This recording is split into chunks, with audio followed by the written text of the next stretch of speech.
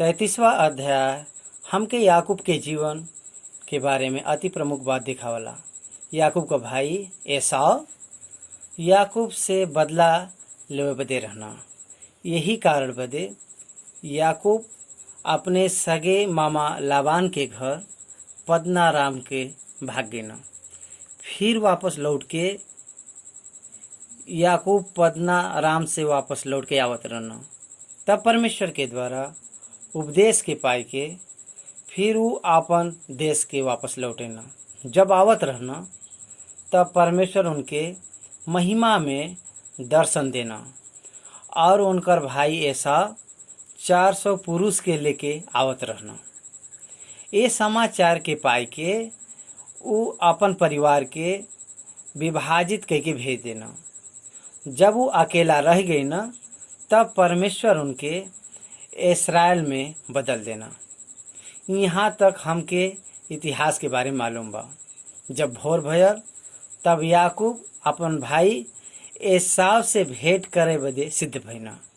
जब याकूब आँख उठाए के देखना था कि एसाव 400 पुरुष के साथ में लेके आवत बायन, तब उनकर जन बच्चा बान लिया और राहेल और उनकर दोनों दासी के बाट के सौंप देना। ओकरे बाद में दासी उनके पीछे बच्चे और ओकरे बाद लिया और बच्चा, फिर राहेल, फिर ओकरे बाद में यीशु और वो सब लोग आगे बढ़ना और उ सब आगे बढ़ के एसाव को देख के भूमि पर गिर के वो सब दंडवत के न। ओकरे बाद में याकूब 7 बार भूमि पर गिर के दंडवत के न और ऐसा आँख उठाई के वो स्त्री और बच्चे के देख के पूछना कि ई सब तोहरे साथे है जे वाक्य हवय। तब याकूब कहना कि ई सब तोहरे दास के लड़का है जौन परमेश्वर अनुग्रह करके दिले बयान। याकूब एक विशेष मेमना भेंट के रूप में भेजना और विशेष भेंट के समूह के भेजना। जब वो भेजना तब वहाँ पर जौन घटना भइल बाटे वो अद्भुत बा। एसाव कहना हमरे पास बहुत बाटे, जौन कुछ तहार बा तू रख होके। तब याकूब के बोले पर एसाव वो भेंट के ग्रहण कैना। याकूब और एसाव में जब एक दूसरे से मिलना तब याकूब के हृदय में बहुत बदलाव के भावना से हमके मार डली हैं। लेकिन परमेश्वर जौन बयान शत्रु को मित्र में बदले वाला है। यही बदे याकूब एसाव के गले मिलके उनके चुमना और रोय के उनके अंगीकार करना और उनके बीच में बदला के भावना के बदले में शांति का वातावरण वहाँ पे बन गया। ये हमके 33वां अध्याय में देखे के मिलला। हम तहार दर्शन के पाई के माना ऐसा लगल हमके जैसे हम परमेश्वर का दर्शन पाए बई और तू हमसे प्रसन्न भल भया। यही बदे हमारी भेंट ल काहे बदे के परमेश्वर हम पर अनुग्रह करे बयान और हमरे पास बहुत बा। फिर एसाव कहना आवा हम आगे बढ़ चली जा और हम तुम्हारे आगे आगे चलब और एसाव आगे चला। इस प्रकार का सुझाव याकूब देना काहे बदे के उनके पास जौन मेमना रहना वो छोटा रहना और दूध पियत रहना। एक ही साथ उनके चलाइल जाए अगर तो वो सब मर्जी हैं। यही बदे आराम से हम तोहरे पीछे आई। ए प्रकार से समझौता आपस में करना। ऐसा याकूब के प्रति इतना ऐसा प्रेम भयल के अगर तहके जरूरत अगर कुछ होई तो हमारे पास 400 पुरुष बायन और उम्मीद से जितना तहके चाहिए तू सेवक के रूप में तू रख सकल जौन तहरे साथे में आई के रही हैं। ये प्रकार से विनती कहना हमरे पास बहुत बा। ये प्रकार से याकूब कहना और मना कह देना। ऐसा शेर जाए बदे आपन मार्ग ले लेना और याकूब सुकुत के कहना। और वहाँ पर अपने बदे एक घर बनेना।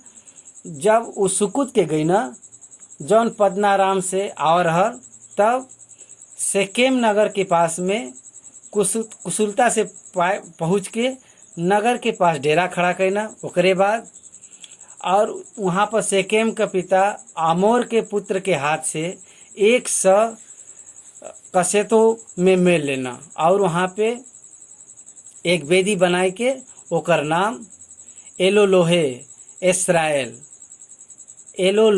एसराएल करके रखल गया। सेकेम नाम नगर में उ सब झोपड़ी डरना। वहाँ पर सेके मतलब झोपड़ी। और 34वां अध्याय याकूब के जीवन में जौन रहल आंसू का जीवन रहल। उनकर बेटी दीना सेकेम के नगर में चल गए ना उ सब। और हिप्ती आमोर का पुत्र सकेम ओके ले जाए के ओकरे साथे कुकर्म कह के ओके भ्रष्ट कर दिले और उनसे प्रेम के बात कह के और उसे विवाह करे बदे अपने पिता आमोर से इजाज़त मांगना। और याकूब के समझ में आयल के उनकर बेटी जौन दीना बा अशुद्ध कर दिले बाटे और वह चुप रहना और अपने उनकर जन पुत्र रहना पशु के मैदान में रहना। सेकेम के पिता हमोर याकूब से मिले बदे ना ओकर बेटा लोग नहीं रहना। यही बदे हम ए बारे में कुछ नहीं कह सकीला। बेटा जब हमारा यहाँ तब उनसे हम बात करब और तू जन विनती करे बा हम उनके बताए। वहाँ पर विनती ही रहल के याकूब को जौन संतान रहना सेकेम का विवाह कह के वहीं पर रहे बदे उन विनती करे रहना। हमोर जौन कहना कि तहके जितना मोल चाहिए हमके बताओ और तहार जौन बेटी बा हमके चाहिए। और बेटा आ जाए के बाद में पिता से ये बात पता चले के बहन के अशुद्ध करे बाटे। ये बात जान के हमोर के छल के साथ में ये उत्तर देना के हम ऐसा नहीं कह सकीला कि कौनो खतना रहित के द्वारा अपने बहन के हम देही काहे बदे के हमार जो नाम धराई हो जाई। यदि तोहरे में से हर एक लोगन के अगर खतना करल जाए तब हम अपन बेटी लोगन के तहके बियाह करे दे दे और तहार बेटी के हम बियाह करब और तोहरे साथ हम बस सकीला। और उ जवान याकूब के बेटी के बहुत चाहत रहल। यही बदे हमोर नगर निवासी के समझाइना और हर एक लोगन का उ खतना करना।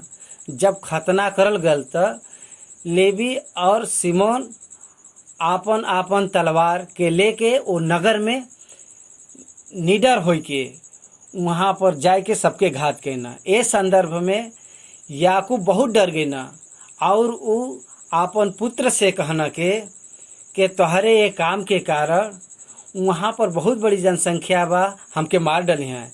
यही बदे याकूब के पुत्र लोग कहना कि क्या भयल हमरे बहन के साथ जौन भयल का हम उनके साथ वैसे बर्ताव करी। और उ सब नगर के लूट के जितना धन संपत्ति रहल सब लूट के ले गई। ओकरा 35वां अध्याय में परमेश्वर याकूब से कहना कि यहाँ से तू बेतेल के जा और वहाँ पे जाके रह और तहार भाई एसाव जौन बान जे तोहके बचाए बान वो ईश्वर बदे एक वेदी बनावा। और जौने समय उस समय परमेश्वर तहके दर्शन देना। तब याकूब अपने लोगन से कहना कि जौन तोहरे साथे पराया देवता बन सबके निकाल के फेंका और हम बेतेल जाब और जौन हमरे संकट के दिन में हमार सुन ले बयान। और जब हम मार्ग में चलत रही ओकरे बदे एक वेदी बनाई ओकरे बदे और जितना भी पराया देवता बान और जितना भी कुंडल उनके काने में रहल उ सब याकूब के सौंप देना और उ सब वो सुंदर वृक्ष के नीचे गाड़ देना। जब यात्रा में उ सब हो के चलना तब उनके चारों तरफ से नगर निवासी लोगन के मन में परमेश्वर की ओर से एक प्रकार से भय समाई गयल कि उ सब याकूब के पुत्र का पीछा नहीं करना। अगर यहाँ पर अगर हम ध्यान देवल जाए तो याकूब को पूरी यात्रा में परमेश्वर उनके साथ ही रहना। 28वां अध्याय में अगर देखा जाए तो पद्नाराम के चलल जाए और हराम के ओर चलल जाए और बेतेल में परमेश्वर का दर्शन पाए।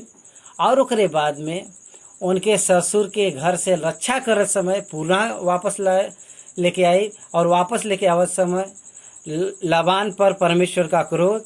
और एक प्रकार से परमेश्वर और याकूब और परमेश्वर का कृपा ये सब उनके साथ विपत्ति में रह के उनके परमेश्वर चलावत अपनी योजना के अनुसार उनके आगे लेके जाते रहना। एकरे बाद भी रिबका का दूध पिला वाला जौन दाई रहनी दबोरा मर गई और बेतेल के नीचे सिंदूर बीच के तले में उनके मिट्टी देवल गया और उस सिंदूर वृक्ष का नाम अलोना बतू रखल गया। परमेश्वर जहाँ पे दर्शन दे रहा ना वो स्थान का नाम एल बेतेल रखल गया। परमेश्वर उनके आशीष देना के अब से तू याकूब न बल्कि इसराइल कहलई बा। फिर परमेश्वर उनसे कहना कि हम सर्वशक्तिमान परमेश्वर है और तू फूला और फला और बढ़ और तहसे हम जात उत्पन्न करब और तहरे वंश में राजा उत्पन्न हुई हैं और देश जौन तहके इब्राहिम इसहाक के हम देहे भाई वही देश तहके हम देव और तोहरे वंश के हम देव। ई कह के उनके भेज देना।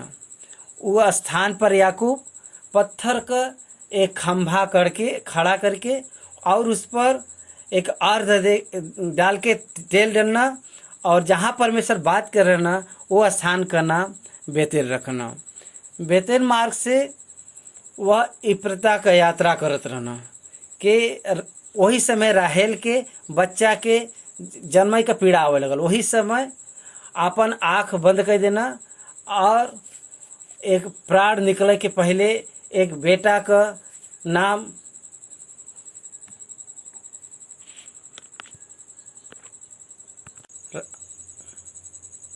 जब वो अपन आँख बंद कर देनी जब प्राण निकलत समय वो अपने बेटे का नाम बिनोमिन और बिन्यामीन रखना जेकर अर्थ रहल दाहिने हाथ का पुत्र। और राहेल का वहाँ पर मृत्यु भइल और उनके वहाँ पर मृत्यु देवल गया और याकूब उनके कब्र पर एक खंभा खड़ा करना और राहेल के कब्र पर वही खंभा आज तक बनल बाटे। ओकरे बाद में याकूब के जीवन में दुखद विषय ही बाटे के उनकर जौन बड़ा पुत्र रहना अपने पिता के रखेली बिला के साथ में कुकर्म करे और बिला राहेल का दासी रहल।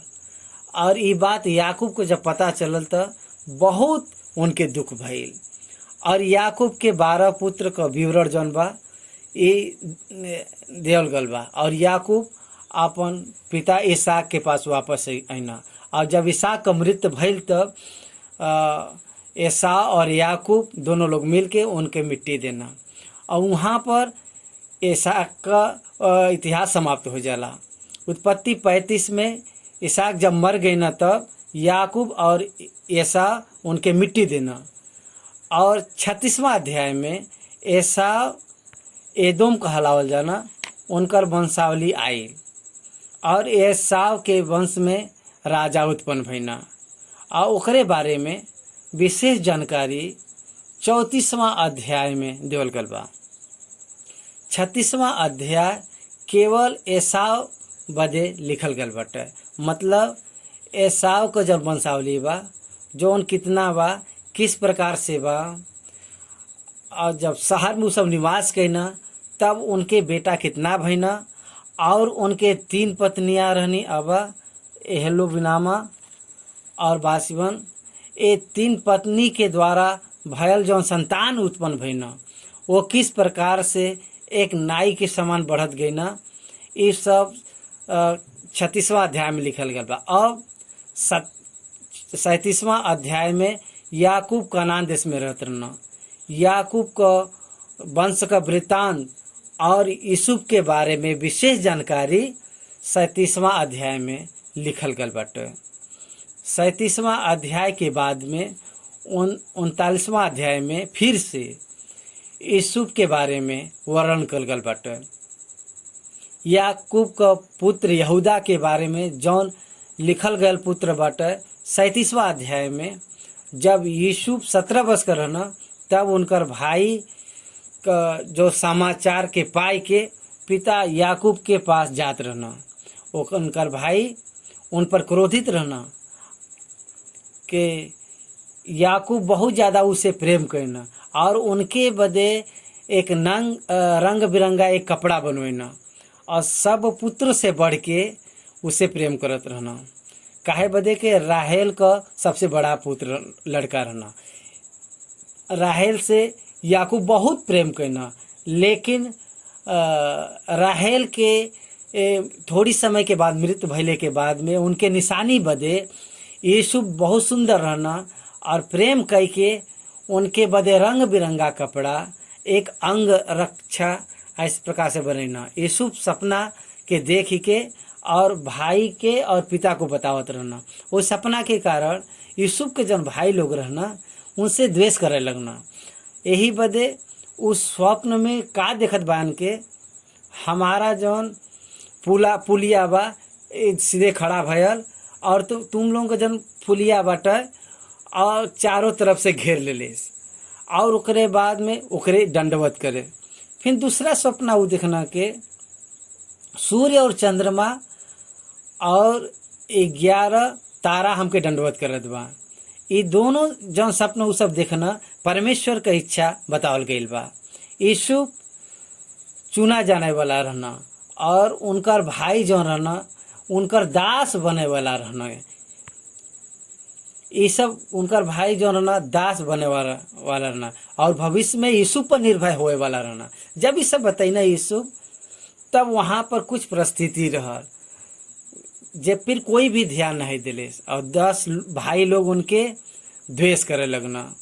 जब याकूब के इस दर्शन के बारे में पता चलल तब वो कहना कि ये कैसा सपन बाटे कि सच में क्या हम तहार माता और तोहरे भाई और तोहरे सामने गिर के हम दंडवत करब और भाई लोग उनका द्वेष करना। लेकिन उनकर पिता ये बातें के याद के रखना। हमारे जीवन में भी जब परमेश्वर हमके बताई हैं तो ओके हमके स्थिरता से याद रखे के चाहिए।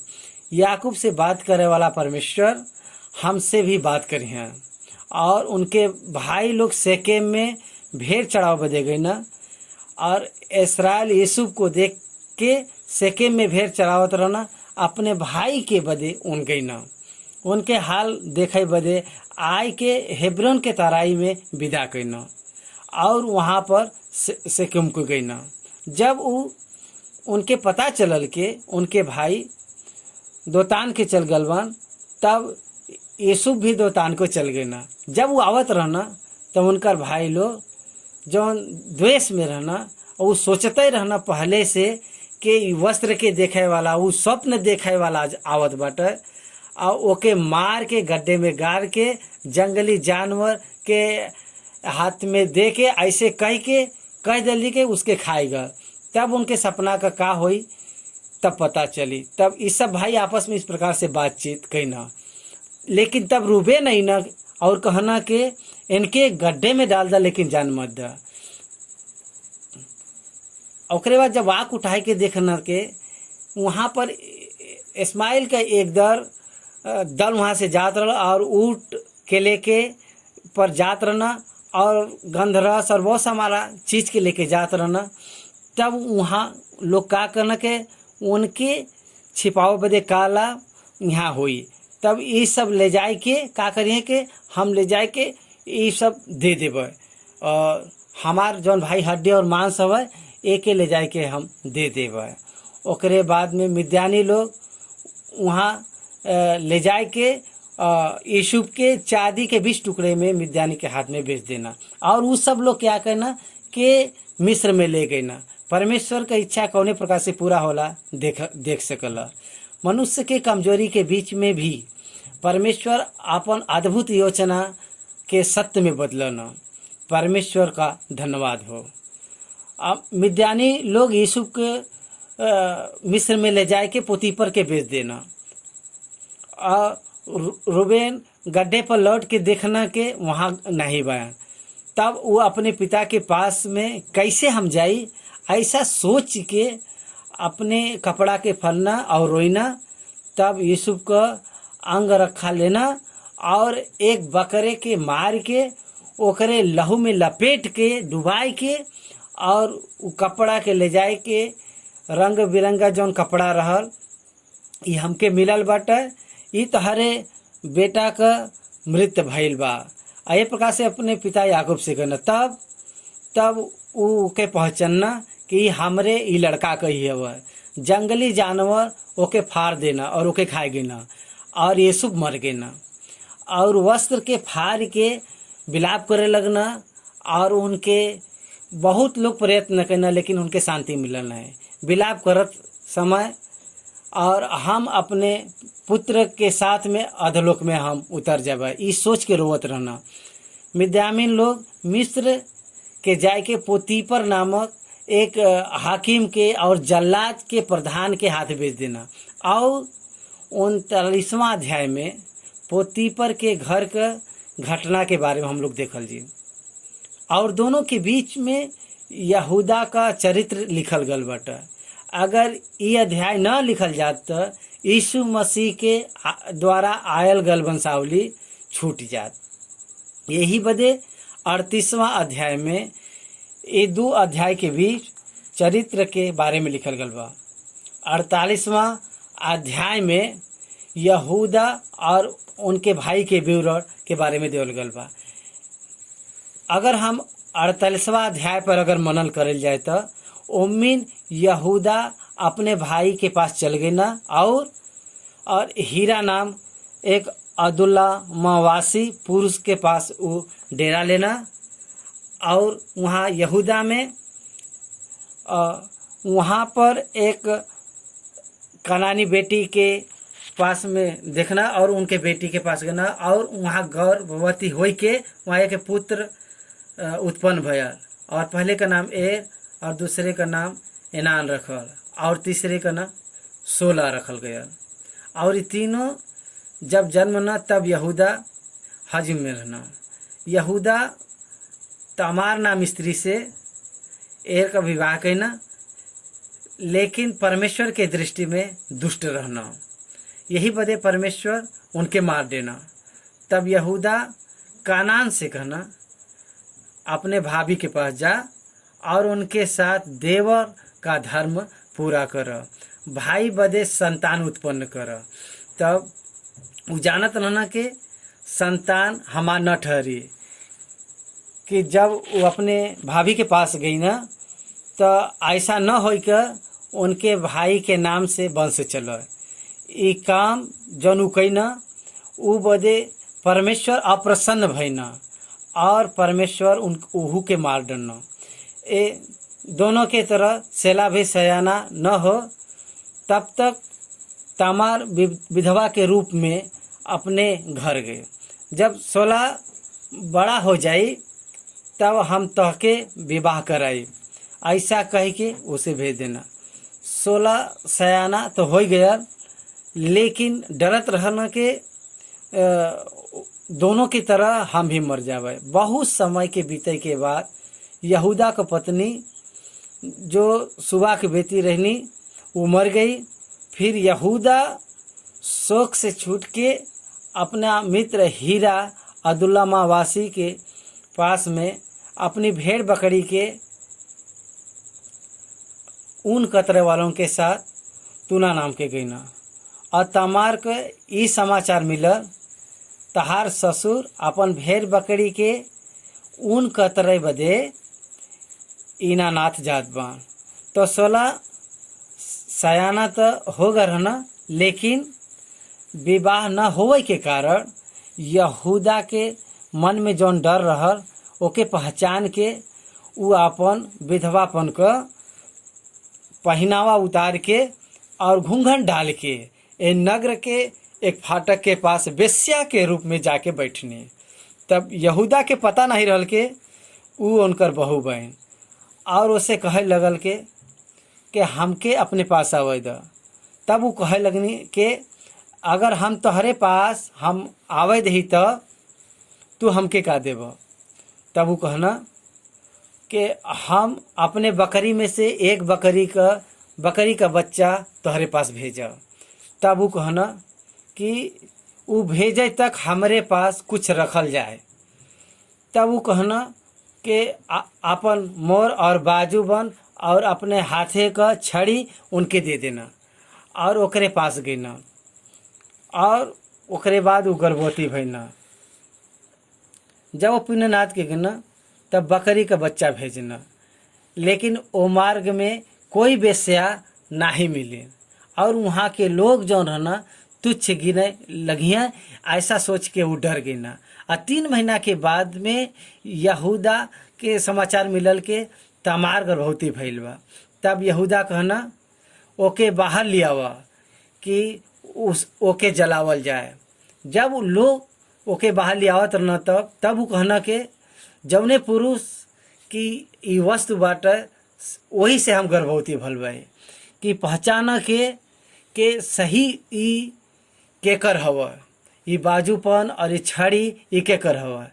तब यहूदा ओके पहचानना और उन कहना के हम ओकर अपन पुत्र सेला के न देवे के वजह से तमार ए प्रकार से कहना कि वो हमसे कम दोषी बा और वो उनके फिर से दोबारा चर्चा नहीं करना।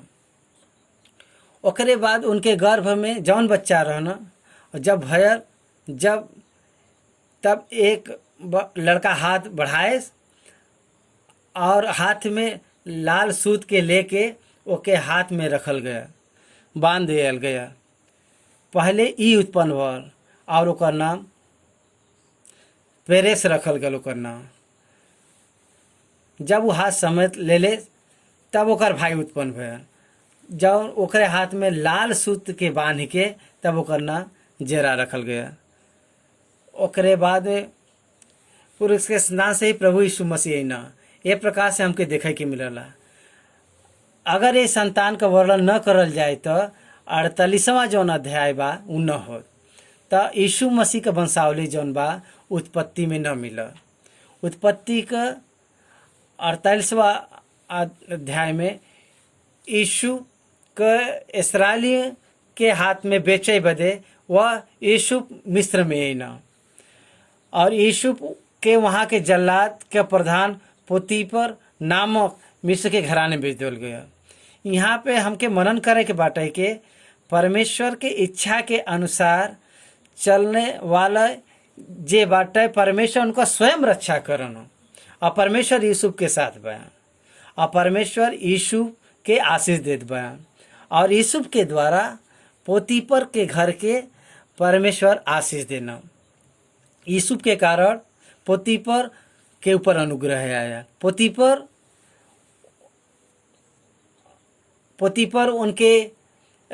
पोतीपर अपने घर का सारा चीज़ यूसुफ के सौंप देना और यूसुफ जौन रहना रूपवान और सुंदर रहना। यही बदे पोतीपर का पत्नी जौन रहल यूसुफ के ओर लगल और उनके मजबूर करे लगिल कि वो उनके साथे सुत, लेकिन यूसुफ ओके ठिकराए देना और उनके न के तहके छोड़ के हमरे पास ऐसा कुछ नहीं कि जो स्वामी हमके न दिले हैं काहे बदे तू उनकर पत्नी है वो और ऐसे दुष्टता का कारण करके हम परमेश्वर का अपराधी बन सकीला। ये कह के वो उनके अस्वीकार कैना।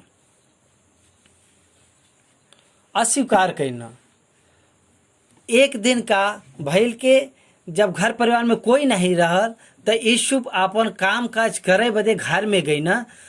तब वो उनकर वस्त्र पकड़ के कहनी के हमरे साथ तू सुत, लेकिन वो अपन वस्त्र ओकरे हाथे में छोड़ के भागना और बाहर निकल गए ना वहाँ से और अपन वस्त्र उनके हाथे में छोड़े बदे वो स्त्री घर के सेवक को बुलाए के कहनी या हिब्री जौन आदमी बाटा जौन हमारे तिरस्कार करे बदे आइल बाटा उ तो हमरे साथ सोवे बद के उद्देश्य से अंदर आ रहल है। और हम ऊंचे स्वर से चिल्लाए लगली और हमार आवाज़ के सुन के अपन वस्त्र हमरे हाथे में छोड़ के भाग गए। और ई जवन वस्त्र बा जब तक वो स्वामी न आ जाए, ओकर स्वामी न आ जाए, तब तक वो वस्त्र अपने हाथे में ले रही। ओकरे बाद ये सब लोग एकर जब बातों को सब सुनना तो ये सब का भल के वो अपने हाथे में लेके रखे रही। आ ये सब के बात के सुन के ओकर पति इस प्रकार से कहे कि तहार दास जन बा हमरे साथे ऐसा काम करे। तब स्वामी का क्रोध यूसुफ के प्रति का भयल के बढ़ गया और यूसुफ के पकड़ के बंदी गृह में डाल दिया गया।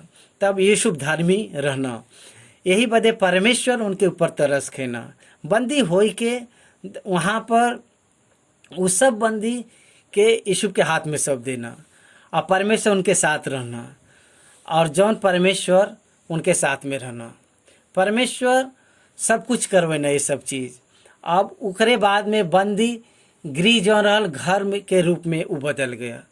40वां अध्याय में यूसुफ को जौन मिलल बाटा एक अवसर कौने प्रकार से आयल बाटा उनके जीवन में, यूसुफ एक सदुपयोग करे बदे कोशिश करना। अगर ओकरे बारे में अगर देखा जाए तो मिस्र का राजा के विरुद्ध में अपराध के विरोध में खिलावलन के और पकावलन के विरोध में जौन रहना कुल बंदी गृह में डाल देवल कर रहला। तब जल्लाद के प्रधान जौन बान उनके यूसुफ के हाथ से सौंप देना और उनकर सेवा टहल कर लगना। ओकरे बाद में पिलावे वाला और पकावे वाला अपने होनहार के अनुसार स्वप्न देखना। उस सब जब सुबह में यूसुफ उनके पास में गई ना तो वो सब उदास रहना और पूछे लगना उन कि आज तहार मुँह उदास काहे बटे बाटे। तब वो सब कहना कि अपने अपने सब के बारे में वो सब बतावे लगना। तब जेकर अर्थ यूसुफ उनकर अर्थ बतैना और पिलावे वाला यूसुफ के आपन स्वप्न बतैना कि हमरे सामने एक दाख लता बा और वो दाख लता में 3 डाली बात और उम्मीन माना कलिया लगल बा और वो कलिया फूलल और ओकरे गुच्छा में डाख लगल बा, पकल बाटे वो। और फिरौन का जौन कटोरा बा हमरे हाथे में बाटे। ओकरे बाद वो दाख लता जौन बा फिरौन के कटोरा में निचोड़ ली। ओकरे बाद में कटोरा के फिरौन के हाथ में हम देली। यूसुफ उनसे कहना कि 3 डाली के जौन अर्थवा 3 दिन है।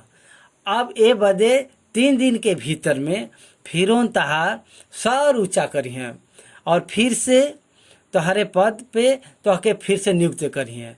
तू पहले जैसे फिरौन का पिलावे वाला फिर से होइब। उनकर कटोरा जौन बाटे फिर से तोहरे हाथ में आई। जौन कटोरा बा फिर से देवल करा और तहार भला होई। और तोहस ई कह के यूसुफ हमारे जौन मिस्र देश में स्वदेशी यहाँ पे जितना भी बेच के आल गल बा इब्रानी के देश में छोड़ाई के लावल गल बाटे, तू हमार सहायता कर। एकरे पश्चात पकाव वाला के प्रधान जो स्वप्न देख के कहना कि हमरे सर पे सफ़ेद रोटी का 3 टोकरी बा और ऊपर के टोकरी में फिरौन बदे सब प्रकार का पकल वस्तु बा और पक्षी जौन बा हमरे सर पर का टोकरी में से वो वस्तु में से खात बान। यूसुफ कहना ये 3 टोकरी के जौन अर्थ बाटे 3 दिन है और अब से लेके 3 दिन के भीतर में फिरौन तहार सर कटवाए के तहके एक वृक्ष पर टंगवाई दी हैं और पक्षी तोहरे मांस के नोच के खइहाँ। और तीसरा दिन फिरौन का जन्मदिन बा और उम्मीन सारे कर्मचारी में जवनार बदे और पिलावे वालन के प्रधान के भी अपने पद पर फिर से नियुक्त करना। यूसुफ उनके स्वप्न के अनुसार पकावे वालन के प्रधान के टंगवा दिले, लेकिन फिर भी पिलावे वालन के प्रधान जो रहना यूसुफ के स्मरण नहीं रखना। यूसुफ अपने अवसर पर अमल करे पर कोशिश करना लेकिन सफल नहीं बना। परमेश्वर का यह एक समय हवा, वो समय में परमेश्वर स्वयं अपने कार्य के करवई हैं। ई हमके सीखे के मिलला के मनुष्य के बीच में फलवंत नहीं भेना। 2 वर्ष बीत गया, यीशु जौन बा 2 वर्ष तक काटी घरे घरे में रहना। ओकरे बाद में 2 वर्ष के बाद में फिरौन के फिर से स्वप्न शुरू भयल और 2 सपना वो देखना, और दोनों जौन सपना देखना बहुत विचित्र देखना, और दोनों सपना का जौन वर्णन बा हमके देखे के मिली। 7 सुंदर और मोटी मोटी गाय देखना और निकल के घास चरे लगनी, और ओकरे पीछे 7 कुरूप गाय, और दूसरी गाय के नदी के तट पर जाए के वो सब खड़ी बनी। तब जौन कुरूप गाय बहन वो सब 7 सुंदर गाय और मोटी गाय के खाए गिनी। तब फिरौन जाग उठना, ओकरे बाद फिर से सुत गई ना, और दूसरा सपना वो देखत बान के एक डंठल में से 7 मोटी और अच्छे अच्छा बाले निकलनी, और ओकरे पीछे 7 बाले पतली पतली निकलनी, और पुरवाई जब चलल तो सब मुरझाई से निकलनी, और पतली बाल जौन बाइन उस 7 मोटी बाल के निगल गईनी। और भोर जब भयल तो फिरौन का मन व्याकुल भयल, और दोनों सपना का अर्थ जाने बदे उ सब ज्योतिष लोग के और पंडित लोगन के बुलैना, लेकिन कोई भी उनकर जवाब नहीं दिले। तब पिलाव वाला के जौन प्रधान का स्मरण भयल, तब 2 वर्ष पूर्व जौन सपना उ सब देखे रहना उ सच भर रहा। तो हमके क्षमा कर राजा कि हम तहसे ई बात छिपाए रहली। हम एक बात तहके बतावल चाहत बाई कि ये सपन का जौन वर्णन बा एकर बतावे वाला कारागार में बाटे। फिरौन के आज्ञा के अनुसार यीशु का बाल बनाए के अच्छा वस्त्र पहनाए के उनके लावल गयल। फिरौन यीशु से कहना हम एक सपना देखे भाई, और ओकरे उसके फल का अर्थ बतावला कोई नहीं बा। हम तोहरे बारे में सुने बाई के तू स्वप्न सुनत ही तू ओकर फल बताए सकल। तब यीशु फिरौन से कहना हम तो कुछ नहीं जानिला, परमेश्वर ही फिरौन के बदे शुभ वचन दी हैं। जब स्वप्न बतावल गयल तब यीशु ओकर फल ग्रहण करके ए प्रकार से ओकर अर्थ बतैना कि परमेश्वर जौन काम तोहरे द्वारा करल चाहत बान उ दिखावत बा। 2 सपन का अर्थ एक बाटे। 7 वर्ष अकाल आई और 7 वर्ष सुकाल का समय वाला बा, और 7 सुकाल वर्ष का 7 फसल का उपज हुई, और ओकरे बाद अकाल जौन बा 7 साल का उम्मीद निकल जी, और ये तोहरे देश में हुई। और 7 साल जौन बाटे 7 साल अकाल बहुत भयंकर हो। यही बदे तू अपने देश के बचावे बदे यह सही अवसर बाटे, और फिर ध्यान देवे वाली बात बा, आ देश नाश न हो जाए। ए प्रकार से यूसुफ उनके कहना। फिरौन यूसुफ से कहना कि हम तहके मिस्र के सारे देश के ऊपर अधिकारी ठहरावत भाई। तब फिरौन कहना, फिरौन अपने हाथ से अंगूठी निकाल के यूसुफ के हाथ में पहना दिले, और अच्छा कपड़ा पहना देना, और ओकरे गले में सोने का हार डाल देना। अब ओकरे बाद में दूसरे रथ पे चढ़ाई के लोग दंडवत करके प्रचार करे लगना। और फिरौन कहना, फिरौन तो हम है, लेकिन सारा मिस्र देश के कोई भी तोहरे आज्ञा के बिना हाथ पाँव न हिले। तब फिरौन यूसुफ का नाम संपात पूर्ण रखना। तब उ नगर का याजक पोतीपर का बेटी आसनत से उनकर ब्याह भय, और यूसुफ मिस्र के सारे देश में दौरा करे लगना। सुकाल के 7 वर्ष शुरू हो गया। सुकाल के समय में भूमि बहुताय से अनुपजावे लगी, और वो के जमा करे लगना और रखत गई ना, और राशि बहुत असंख्य हो गई, और ओकर गिनब छोड़ देना। ओकरे बाद अकाल के प्रथम वर्ष आवे के पहले यूसुफ 2 पुत्र पैदा भइना। पहले का नाम मनस्से रखल गल, और दूसरे का नाम एप्रेम रखल गया। परमेश्वर फुलाया और फैलैना यही बदे उनके नाम देवल गया। एक विशेष बात जेके परमेश्वर चुनिया ऊ फली फूली। मिस्र में सुकाल के 7 वर्ष बीत गया और यूसुफ का कहे के अनुसार 7 साल बदे अकाल आरंभ शुरू भइल और चारों ओर के देश में आहार नहीं रहा, लेकिन मिस्र देश में आहार रहा। यूसुफ सब भंडार को खोल खोल के मिस्री के हाथ में बेचे लगना। सारे देश के लोगों के बीच में अकाल रहा। सभी देश के लोग आहार खरीदे बदे मिस्र देश में आवे शुरू कर देना। कनान देश में रहे वाले लोग याकूब और उनके 11 पुत्र जनवा और उनके परिवार का 70 लोग, वो लोग भी अकाल में पड़ गए ना। जब याकूब के पता चला कि मिस्र में अनाज मिलत बा, तब वो अपने पुत्र के बुलाए के 42वां अध्याय में बात करत बा, तुम आवा और जा और हमरे बदे अन्न के लेके खरीद के लिया आवा। और यूसुफ 10 भाई के वहाँ पे भेजना और बिन्यामीन के अपने साथ रखना। इसराइल का 10 बेटा मिस्र में आना। यूसुफ उस देश का अधिकारी रहना और जहाँ पे रहत रहना। यूसुफ के भाई लोग वहाँ पे गए ना और भूमि पर मुंह के बल गिर के दंडवत के ना। यूसुफ अपने भाई के पहचान गए ना, लेकिन उनकर भाई उनके नहीं यूसुफ के पहचानना।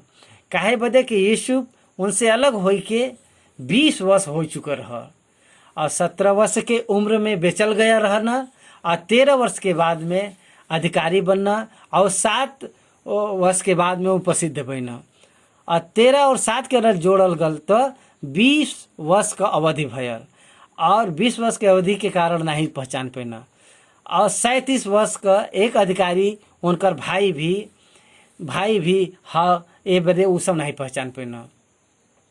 हम तहार दास है और प्रभु ये कहकर बुलाए के वो सब यूसुफ को दंडवत करना। तब यूसुफ उनके बुलाए के, तुम भेदी लोग हो और मिस्र का दुर्दशा देखे बदे आए हो तुम लोग। तब वो सब कहना कि हम कनान से आल भाई और हमार पिता हमें 11 भाई लोग भाई और एक मर चुकल बा और एक हमारे पिता के साथ बा। तब यूसुफ, क्या तू सही बोलता है? क्या ये विश्वास दिलाओ बदे एक हम बंदी यहाँ पे बनाए और अपने भाई के यहाँ लावे तक इनके बंदी बनाए और उनके 3 दिन तक बंदी गृह में वो रखना और तीसरे दिन उनके बाहर निकाल के, अगर तुम धर्मी है तो तू अपने भाई में से एक के छोड़ के बिन्यामीन के लिए आवा जौन पिता के पास में बाटे। ये संदर्भ में एक दूसरे से वार्तालाप करे लगना। हमरे भाई हमसे विनती करे पर उनके नाम में फल बाटे। ओकरे बाद में उम्मीद से सुबेन के बंदी बनाल गल। वास्तविकता में मिस्र में बंदी बनाऊ और प्रता मार डाला ये सब पता नहीं रहा, लेकिन इस सब यूसुफ अपन योजना के अनुसार करत रहल। लेकिन मन के अपन बंदी बनाए के ले गए ना और बचे हुए लोगन के अन्न देना। ओकरे बाद उ सब अनाज के गधा पर लाद के जब गई ना तसरा में जब गई ना उ सब, तब गधा के चारा देवे बदे जब अपन बोरा को सब खोलना, तब उनकर रुपया जम रहल मुँहे पर दिखाई पड़ल। तब उ सब याकूब के पास आई के सारा बात उ सब बतैना। उनके हृदय जनवा पिघल गया, क्योंकि हर एक बोरा जब खोले लगना तो हर एक बोरा में रुपया रहल।